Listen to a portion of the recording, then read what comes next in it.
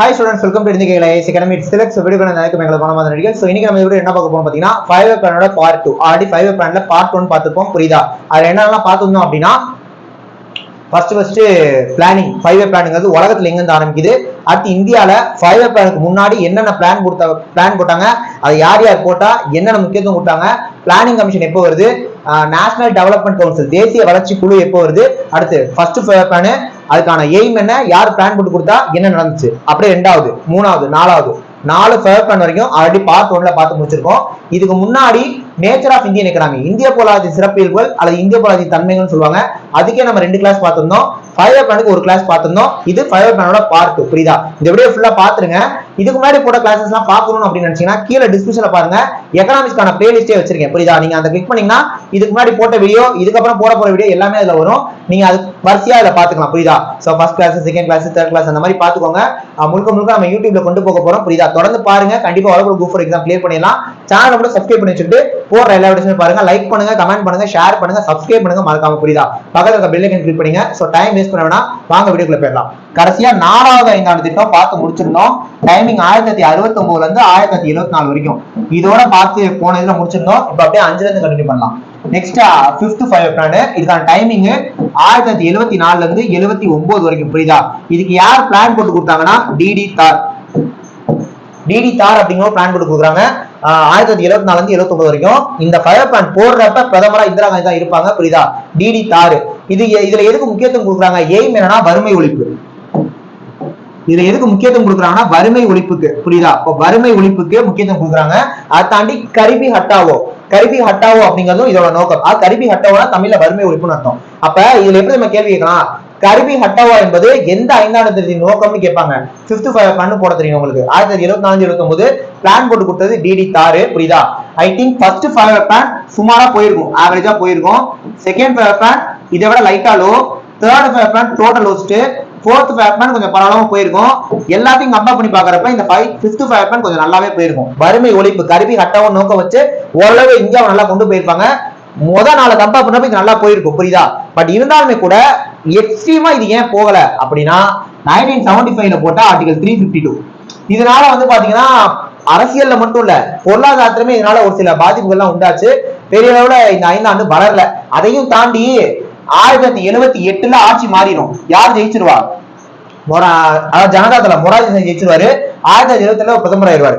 இந்த விஷயங்கள்லாம் நம்ம போன கிளாஸஸ்லயே பார்த்திருந்தோம் கரெக்டா? இப்ப அப்படியே நீங்க கனெக்ட் பண்ணிக்க உங்களுக்கு வசதியா இருக்கும். நான் அதிலேயே சொல்லியிருப்பேன், வரப்போற கிளாஸஸ் எல்லாம் பாக்குறப்ப இது உங்களுக்கு கனெக்ட் ஆகும் அப்படின்ட்டு புரியுதா? 1978ல ஜனதா தளம் மொரார்ஜி ஆட்சியை பிடிச்சிருவாரு. இவர் ஆட்சியை பிடிச்ச கையோட சுழல் திட்டம் அப்படின்னு ஒண்ணு கொண்டு வருவாங்க, ரோலிங் பிளான். சுழல் திட்டம் ரோலிங் பிளான் என்னன்னா 5 வருஷத்துக்கு முன்னாடி பிளான் போட மாட்டாங்க, வருஷம் பிளான் போடுவாங்க. இவர் 1978ல வந்து இந்த 5 பிளான் கட்டாயிரும். 79 வரைக்கும் போட்டிருப்பாங்க, ஆனா 78லயே கட்டாயிரும், ஏன்னா ஆட்சி மாறிடுச்சுல.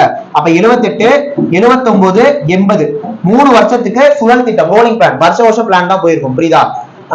ஆனா 5வது என்ன டைமிங் கேட்டா நீங்க 1974 79 தான் சொல்லணும். ஆனா அது 77லயே கட்டாயிரும். அதனால நினைச்சதையும் பண்ண முடியாது. இருந்தாலுமே கூட இதுல 4.4% இலக்கு வச்சிருப்பாங்க. அதே 4.4% நமக்கு கிடைச்சிடும். பொருளாதார வளர்ச்சி 4.4% இலக்கு வச்சிருப்பாங்க, நமக்கு 4.4% கிடைச்சிடும். அப்ப 5வது 5ஆண்டுனா நம்ம இதெல்லாமே பார்க்க வேண்டிய விஷயம். அப்ப 1974 இருந்து 71 வரைக்கும் இந்திரா காந்தி பிரதமர், அதுவே கட்டாயிரும். 78 79 80க்கு ரோலிங் பிளான் சுழல் திட்டம் மொரார்ஜி தேசாய் பிரதமர். 1980ல ஜனதா தளத்தோட ஆட்சி கவிழ்ந்துரும், மெஜாரிட்டி காட்ட முடியாது. திரும்ப இந்திரா காந்தி 1980ல ஆட்சியை முடிச்சிருவாங்க. அப்ப 6th 5 பிளான் 6th 5 பிளான் 1980ல இருந்து 85 வரைக்கும். இதுல முக்காவாசி பிரதமர் வந்து இந்திரா காந்தி தான் இருப்பாங்க. அவங்க இறந்து போயிருவாங்க. அதெல்லாமே நம்ம நேச்சர் ஆஃப் இன்ஜினியரிங் பார்த்துருந்தோம் ரைட்டா? இதை கவனிங்க. 6th 5 பிளான் 1980 85 ஆக்சுவலா 5வது 5 பிளான் கட்டாச்சு. திரும்ப 6வது 5 பிளானுக்கும் அதே தான் நோக்கம், முக்கியத்துவம். திரும்ப இதுக்கு என்ன கொடுக்குறாங்க, வறுமை ஒழிப்பு தான் இதுலயுமே முக்கியத்துவம் கொடுக்குறாங்க.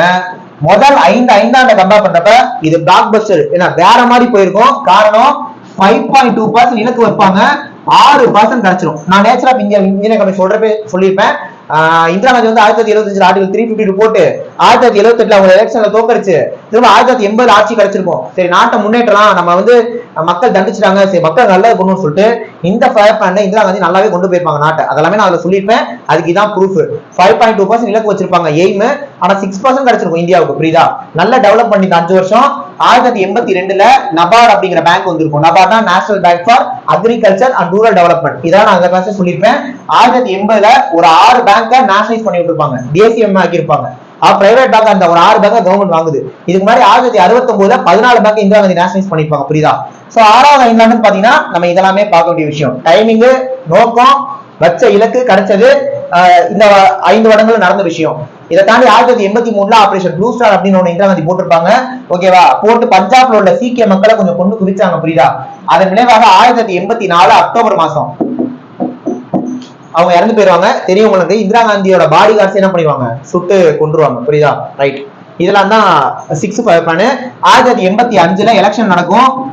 ராஜீவ் காந்தி நிப்பாட்டுவாங்க காங்கிரஸ் தரப்புல. ராஜீவ் காந்தி இந்திரா காந்தியோட பையன், அவர் வின் பண்ணிடுவாரு. 1985ல காங்கிரஸ் திரும்ப ஆட்சியை பிடிச்சிருவாங்க. இதெல்லாம் 6. அப்படியே 7th போலாம்.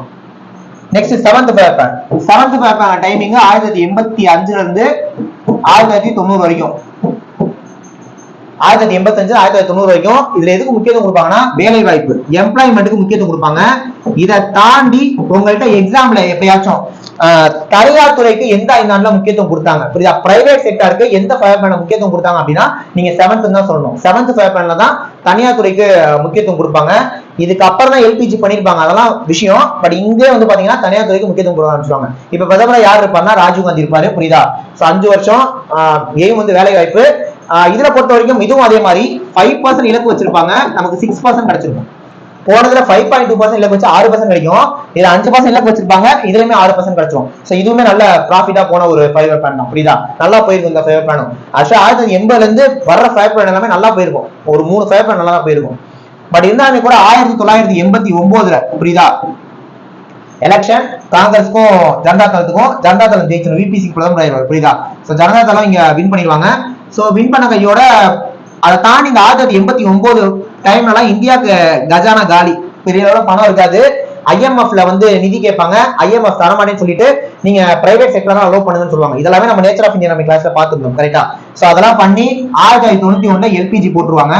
பெரிய அளவுல கஜானா இல்லாத காரணத்தினால இந்த ஃபயர் பிளான் 1989 கட் ஆயிட்டு 90 91னா வருடாந்திர திட்டம், இயர்லி பிளான் தான் போட்டிருப்பாங்க. சோ 91ல எல்பிஜி பண்ணப்ப யார் பிரதமர் ஆவா? நரசிம்மராவ் பிரதமர் ஆயிடுவாரு. 1989 விபி சிங் பிரதமர் வரல. 2 வருஷத்துல ஆட்சி கவிழ்ந்துரும். திரும்ப காங்கிரஸ் ஆட்சியை பிடிச்சிருவாங்க. 1991ல நரசிம்மராவ் பிரதமர் ஆயிடுவாரு. 1990 நரசிம்மராவ் பிரதமர் ஆனப்ப நிதித்துறை அமைச்சர் பைனான்ஸ் மினிஸ்டர் மன்மோகன் சிங் இருப்பார். புரியுதா? 1991ல எல்பிஜி பண்ணிட்டு திரும்ப 1992ல 8th ஃபயர் பிளான் போடுவாங்க. 1992ல 8th ஃபயர் பிளான் போடுவாங்க. அதை கவனிங்க. அடுத்து 8th ஃபயர் பிளான் வந்து பாத்தீங்கன்னா 1992ல இருந்து 1997 வரைக்கும். இதுக்கு யார் பிளான் போட்டு கொடுக்குறாங்கன்னா ஜான் மில்லர். இதுக்கு யார் பிளான் போட்டு கொடுத்தாங்கன்னா அவர் பேரு ஜான் மில்லர். புரியுதா? அவர்தான் பிளான் போட்டு கொடுக்குறாரு. இதுல எதுக்கு முக்கியத்துவம் கொடுக்குறாங்கன்னா மனிதவள மேம்பாடு. புரியுதா? ஹியூமன் சோர்ஸ், அதாவது ஹியூமன் சோர்ஸ் டெவலப் பண்ணணும், மனிதவள மேம்பாடு. புரியுதா? அதுக்கு இதுல முக்கியத்துவம் கொடுக்குறாங்க. எய்ம் எல்பிஜி பண்ணதுக்கு அப்புறம் வந்த ஃபயர் பிளான் இது. புரியுதா? எல்பிஜி வந்ததுக்கு அப்புறம் போட்ட ஃபயர் பிளான். இதோட இலக்கு 5.6% வைப்பாங்க. வரலாறுல இல்லாத அளவுக்கு 6.8% நமக்கு கிடைக்கும். புரியுதா? இது வரைக்கும் பாக்குறப்ப இந்த ஃபயர் பிளான் செம மாசு. 6, 7, 8 மூணுமே நல்லா போயிருக்கும். புரியுதா? 5.6% இலக்கு வைப்பாங்க, 6.8% கிடைக்கும். இந்த ஃபயர் பிளான்ல தான் இந்தியா வேற மாதிரி டெவலப் ஆச்சு. தனியார் துறைகளுக்கு இங்க தான் முக்கியத்துவம் கொடுக்குறாங்க. 7th கொடுத்துருவாங்க. இங்க தானே எல்பிஜி பண்ணதுக்கு அப்புறம் வந்தது. நிறைய software college, companies, engineering colleges, India அப்படியே கார்பரேட் வேர்ல்டா மாறின இந்த டைம்ல தான் நோக்கியா WWW மொபைல்ஸ் அப்படியே இந்தியா கிராமப்புற இந்தியாவா இருந்தது, அப்படியே ஒரு கார்பரேட் இந்தியாவா மாறுது. மக்கள்லாம் நம்ம நாடா இது அப்படின்னு பாக்குற மாதிரி இருந்தது. இந்த 5 வருஷம் நல்லா போச்சு இந்தியாவுக்கு. புரியுதா? அப்படியே கட் பண்ணீங்கன்னா அடுத்து 9th five year plan. 9th five year plan timing 1997ல இருந்து 2002 வரைக்கும். 1997 2002 வரைக்கும். புரியுதா? இதுல எதுக்கு முக்கியத்துவம் கொடுக்குறாங்கன்னா சமூக நீதி மற்றும் சமத்துவத்துடன் கூடிய வளர்ச்சி, சமூக நீதி, சோசியல் ஜஸ்டிஸ், அப்புறம் equality, equality with development with equality, சமத்துவத்துடன் கூடிய வளர்ச்சி அப்படின்னு இதுக்கு முக்கியத்துவம் கொடுக்குறாங்க. புரியுதா? இந்த டைம்ல 1998ல பிஜேபி ஆட்சியை பிடிச்சிருவாங்க ஃபர்ஸ்ட் டைம். 1980 பிஜேபி கட்சி ஆரம்பிப்பாங்க. அத்வானிகள் ஆரம்பிச்சிருப்பாரு. அதாவது கட்சி ஆரம்பிச்சு 18 வருஷம் கழிச்சு 1998 பிஜேபி வின் பண்ணிருவாங்க. டிஎம்கேவும் பாத்தீங்கன்னா 1949 கட்சி ஆரம்பிச்சு 1967 தான் ஆட்சி பிடிப்பாங்க. அவங்களுக்கும் 18 வருஷம், இவங்களுக்கும் 18 வருஷம். என்ன அவங்க ஸ்டேட் இவங்க சென்ட்ரல் அவ்வளவுதான். 1998 பிஜேபி ஆட்சி பிடிச்சிருவாங்க. வாஜ்பாய் அப்படின்றவர் பிரதமர் ஆயிடுவாரு. இப்ப என்னன்னா இந்த 5 ஆண்டு நடக்கிறப்ப ஸ்டேட்ல டிஎம்கே தான் ஆட்சியில இருக்கும். புரியுதா? 1996 இருந்து 2001 வரைக்கும் நீங்க கலைஞர் கருணாநிதி சிஎம் இருப்பாரு. புரியுதா? 2001 திரும்ப ஏடிஎம்கே ஜெயிப்பாங்க. அதுக்கு ஒரு காரணம் இருக்கு. இந்த டைம்ல டிஎம்கே தான் ஆட்சியில இருப்பாங்க. புரியுதா? இப்ப நல்லா யோசிச்சு பாருங்க. டிஎம்கே பிஜேபி இந்த டைம் கூட்டணி அலைன்ஸ்ல இருப்பாங்க. புரியுதா? டிஎம்கேவோட கொள்கை என்ன? எப்பவுமே இந்த சமூக நீதி, சமத்துவம் அதெல்லாம் பேசுறது அவங்கதான் எப்பவுமே. அப்ப நீங்க எப்படி ஞாபகம் வச்சுக்கலாம்னா இவங்க 2 பேரும் கூட்டணியில இந்த டைம், அதனால பிஜேபி இதெல்லாம் கொடுத்துட்டாங்க கொள்கையா அப்படின்னு நினைச்சுக்கோங்க. அப்ப மறக்காது. இந்த டைம்ல டிஎம்கே பிஜேபி கூட்டணியில இருக்குங்கிறது உங்களுக்கு தெரிஞ்சா நீங்க இந்த பாயிண்ட படிக்கவே தேவையில்ல, நீங்க அசால்ட்டா அடிச்சிடலாம். அப்ப சமூக நீதி சமத்துவம் எந்த 5 ஆண்டுப்பா? 9th 5 ஆண்டு, 9th ஆண்டு, அவ்வளவுதான். சோ பிஜேபி ஆட்சி பிடிக்கும். புரியுதா? 1998 கிசான் கிரெடிட் கார்டு எல்லாம் கொடுப்பாங்க. இதெல்லாம் போன கிளாஸ்ல பார்த்தோம். 1999 கார்கில் வார் வரும். புரியுதா? 2002 என்பிஏ கொஞ்சம் அதிகமாகி போய் சர்ஃபேஸ் ஆக்டுக்கு கீழே ஏஆர்சி எல்லாம் வந்திருக்கும். இதெல்லாமே நான் அந்த கிளாஸ்ல சொல்லியிருப்பேன். சேம் டைம் வந்து பாத்தீங்கன்னா இதுல என்னதான் எப்படி சொல்றது, ஒரு 6-7 தான் சமயா போய்தாமே கூட இதுல இலக்கா 6.5% வைப்பாங்க. ஆனா 5.5% தான் கிடைக்கும். இதுக்கான ரீசன்ஸ் என்னன்னு பாத்தீங்கன்னா 2002 என்பி அதிகமானது. சேம் டைம் வந்து பாத்தீங்கன்னா ஒரு வார் வந்துருக்கும். 1999 கார்கில் வார். என்னதான் வார்ல வின் பண்ணாலும் ஒரு வார்னு வரப்ப அப்ப பொருளாதாரம் கண்டிப்பா மோசமடையும். ஒரு வார்னு வரப்ப பொருளாதாரம் கண்டிப்பா மோசமடையும். ஓகே, சாரி ஸ்டூடண்ட்ஸ், கட் ஆயிடுச்சு. இந்த கார்கில் வார் அதான் கரெக்டா சொல்லிட்டு நினைக்கிறேன். பார்ல என்னதான் வின் பண்ணாலும் அந்த பார் வந்து பாத்தீங்கன்னா என்ன பண்ணும்னா கொஞ்சம் எக்கனாமி அப்படியே டவுன் பண்ணும். புரியுதா? அதனால 6.5 இலக்கு வச்சு 5.5 தான் வந்திருக்கும். புரியுதா? 6, 7, 8 நல்லா போன கட்டத்துல இந்த 9th ஃபயர் பிளான் கொஞ்சம் மோசமா தான் போயிருக்கும். புரியுதா? இப்ப அப்படியே நம்ம 10th பார்க்கலாம். Next 10th fire plan. இந்த 10th ஃபயர் பிளான் டைமிங் 2002 இருந்து 2007 வரைக்கும். இதை பொறுத்த வரைக்கும் ஃபயர் பிளான் ஆரம்பிச்சு கொஞ்ச நாள், ஒரு 2-3 வருஷம் தான் வாஜ்பாய் பிரதமர் இருப்பாங்க.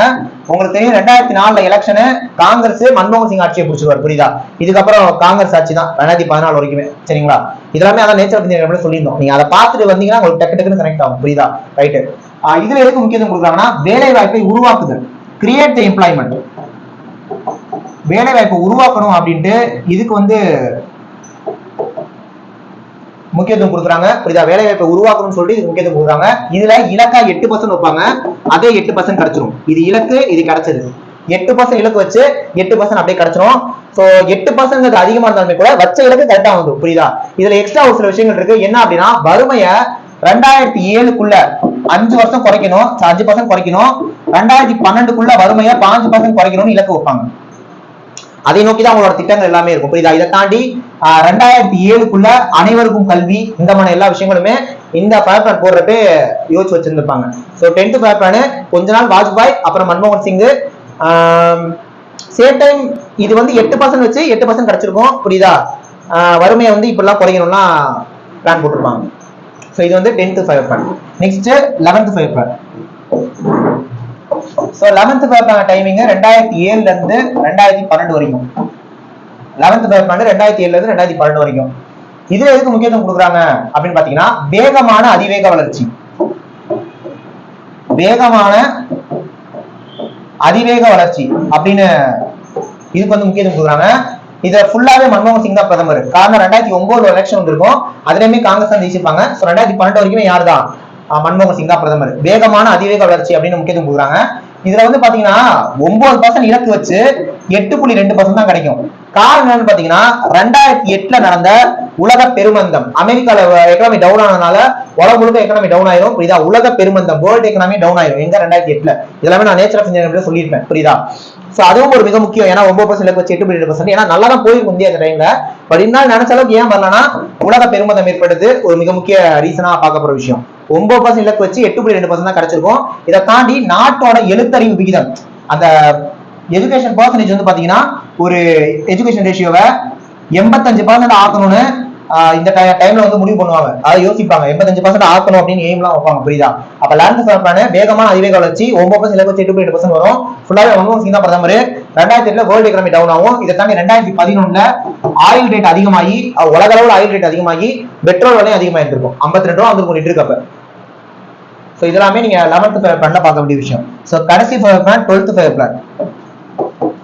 இதுக்கான டைமிங் 2012 இருந்து 2017 வரைக்கும் போட்டிருப்பாங்க. 12th ஃபயர் பிளான் டைமிங்னா நீங்க 2012 2017 தான் சொல்லணும். இதுல எதுக்கு முக்கியத்துவம் கொடுக்குறாங்க அப்படின்னா நீடித்த நிலைத்தன்மையுடன் கூடிய வளர்ச்சி. நீடித்த நிலைத்தன்மையுடன் கூடிய வளர்ச்சி,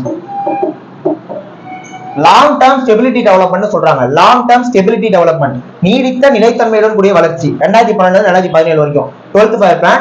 இதுல 2014 வரைக்கும் தான் மன்மோகன் சிங் காங்கிரஸ், அப்புறம் பிஜேபி ஆட்சியை கைப்பற்றிடுவாங்க. புரியுதா? யார் வந்துருவா?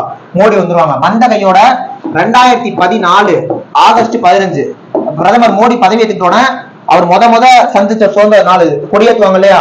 அது கொடியேற்றி அப்ப ஒரு ஸ்பீச் கொடுக்கணும். அப்ப ஸ்பீச்ல நிதி ஆயோக் அப்படிங்கிற ஒண்ணு அறிவிப்பாரு. ஏன்னா உங்களுக்கு தெரியும் ஃபயர் பிளான் நடத்திட்டு இருக்கிறது பிளானிங் கமிஷன், திட்டக்குழு தான். பிரதமர் மோடி திட்டக்குழுக்கு பதிலாக நான் பேரை நிதி ஆயோக் மாத்திரேன் அப்படின்னு மாத்திடுவாரு. திட்டக்குழுவை நிதி ஆயோக் மாத்திடுவாரு. புரியுதா? சோ நிதி ஆயோக் அறிவிச்சது 2014 ஆகஸ்ட் 15. அப்ப நிதி ஆயோக் ஆரம்பிச்சது எப்பனா 2015 ஜனவரி 1. சோ 2015 ஜனவரி 1 இருந்து இன்னைக்கு டேட் வரைக்கும் நிதி ஆயோக் தான் இருக்கு. புரியுதா? அப்ப இதோட அந்த ஃபயர் பிளான் உங்களுக்கு முடிஞ்சிருச்சு. இதுல இலக்கா 8% வச்சிருப்பாங்க. புரியுதா? பட் அது கிடைச்சதா கிடைக்கலன்னு தெரியல. காரணம் 2014 அந்த ஃபயர் பிளான் கட் ஆயிடும். முடிஞ்ச ஃபயர் பிளான். ஏன்னா திட்டக்குழுக்கு பதிலாக என்ன ஆயிரும்? நிதி ஆயோக் மாறிடும். மோடி ஆட்சியை பிடிச்சிருவாங்க. இப்போ வரைக்கும் மோடி தான் இருக்காங்க. புரியுதா? ரைட். சோ 12 ஐந்தாண்டு 12 ஃபயர் பிளானுமே நம்ம இதுல முடிச்சிட்டோம். புரியுதா? இதுக்கு நடுவுல 66 67 68 வருடாந்திர திட்டம் எதிர்கட்சி பிளானிங் லீவ்னு விமர்சிச்சிருப்பாங்க. அது ஒரு சைடு. 79 80 78 79 ரோலிங் பிளான் வருஷம் 91 92 கஜானால வருடாந்திர திட்டம் தான். புரியுதா? Fire plan 12 fire plan. இதுக்கு இடையில ஒரு வருஷம் அப்புறமேட்டு கடைசியா நிதி ஆயோக் பேர் மாத்தினது. மீதி விஷயங்கள்லாம் நம்ம பார்ட் 1ல அதுக்கு முன்னாடி கிளாஸஸ்ல அப்படியே பார்த்துருக்கோம். புரியுதா? So fire plan part 2 fire plan இதோட முடிஞ்சிருச்சு. இப்போ அடுத்த கிளாஸ்ல பிளானிங் கமிஷனை பத்தியும் நிதி ஆயோக பத்தியும் நம்ம ஃபுல்லா டிஸ்கஸ் பண்ணலாம். புரியுதா? சோ தொடர்ந்து நம்ம சேனல்ல போற எல்லா வீடியோஸும் பாருங்க, சப்ஸ்கிரைப் பண்ணி வச்சுக்கோங்க. டெஃபினட்டா உங்களுக்கு ஹெல்ப்ஃபுல்லா இருக்கும். புரியுதா? ஷேர் பண்ணுங்க, சப்போர்ட் பண்ணுங்க, யூஸ் பண்ணிக்கோங்க. நெக்ஸ்ட் ஒரு முக்கியமான வீடியோல பார்க்கலாம். தேங்க்யூ.